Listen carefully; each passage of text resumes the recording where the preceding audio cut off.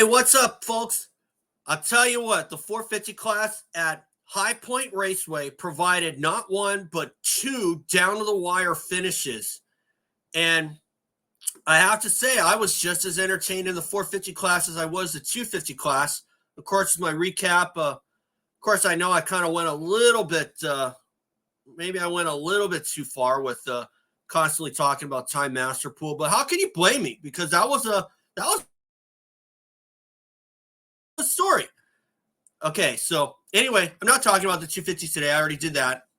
So I'm just talking about the 450 class today. But before I do that, guys, subscribe if you think I'm worth listening to, or if you just want to see some more of my games, and I will have some more games as we speak.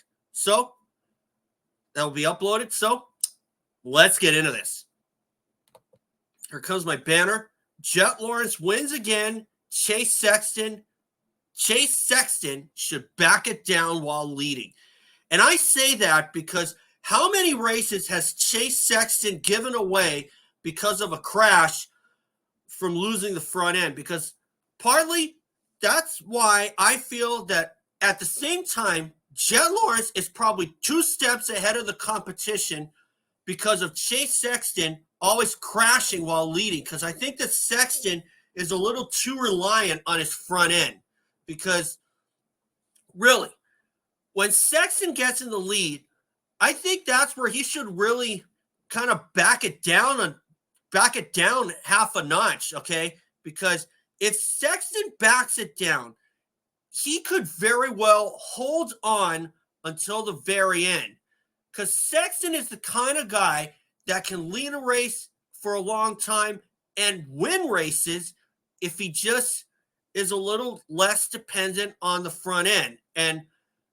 But I can understand why Chase Sexton rides like that. I mean, obviously, you do want to put a lot of reliance on the front end, but you don't want to put all your reliance on the front end when you're out there riding. James Stewart was known for that when he was racing. But Jett Lawrence is starting to remind me a lot of Jeremy McGrath when he was on Honda, because he would let the races come to him. And that's what Jett Lawrence did, soreness and all, because Jett knows how to not go at the full 100%. It's kind of like Jeremy McGrath did, because McGrath would ride at about 95, 98% of his capacity. And if he sees that he's not going fast enough, he'll wick it up to that 100% and not go outside his comfort zone. That's what Jett Lawrence is doing to the field, and it's killing him, okay? And, you know, when Jeremy McGrath was going through that perfect season, or that near perfect season in 1996, a lot of the guys were trying so hard, and Chase Sexton fits this criteria. But I think that Chase Sexton is trying too hard and causing all these unforced errors, and it's allowing Jett to run away with the races a lot easier, or probably just as easy as Jeremy McGrath did in Supercross 96, okay? So let that little tidbit stick into your mind. But Hunter Lawrence is still the points leader, all because Jett Lawrence threw the first moto at Hangtown away with that really bad crash in the first moto. And as a result, Jett Lawrence did come back to a 6th in Moto 2 at Hangtown, but it was clear that he was sore. And quite frankly, I still think that despite that, there's still no chink in Jett Lawrence's armor.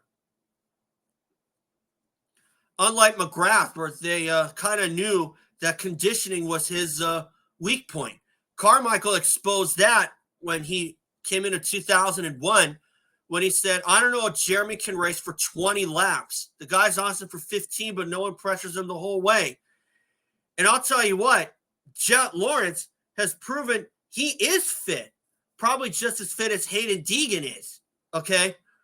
And I'm not afraid to say that, because I think that Jett has got to step up on Hayden Deegan, because if Deegan were in the 450 class, I still think that Jett Lawrence would be handing him his lunch all the time. And still, for Jett to be riding like this is no surprise to me.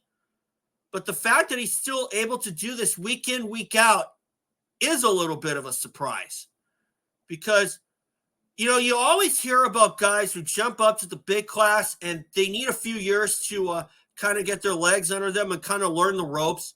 Jett Lawrence, for not even riding a 450 race until 2023 in the summertime, has proven that he's well above the curve. So, and Chase Sexton has been in the 450 class for at least a couple of years now. Actually, since 2020, when and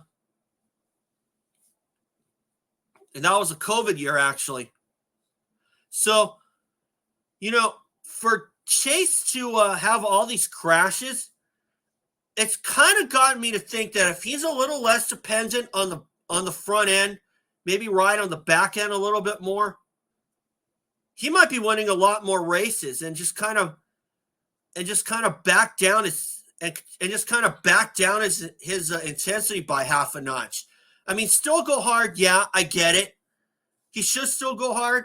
But at the same time, if he's a little less dependent on the front end, he could win more races, as I said earlier. So, obviously, Eli Tomac's not out there.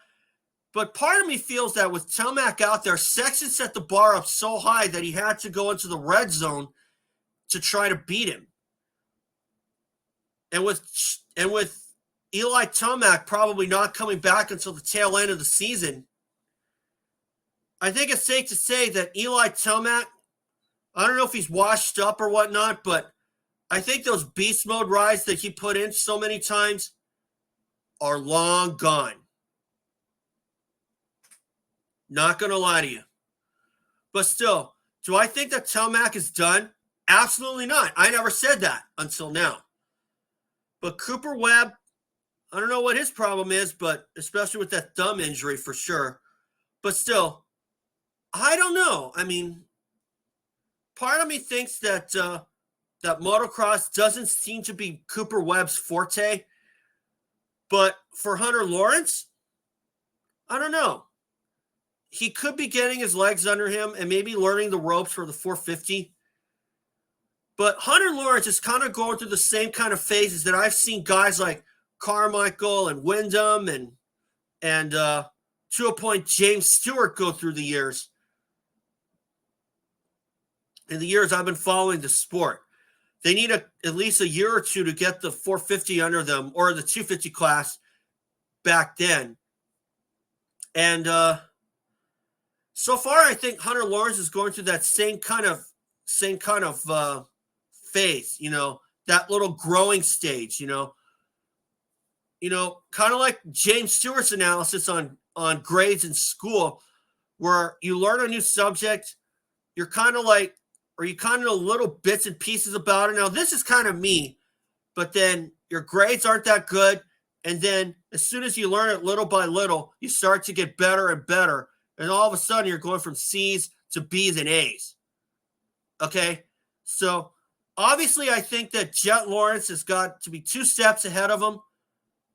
But for Jett Lawrence in this phase, or in this analogy, Jett Lawrence could be learning a new subject and still getting A's because he just kind of knows, just kind of uses his natural talent to know these things.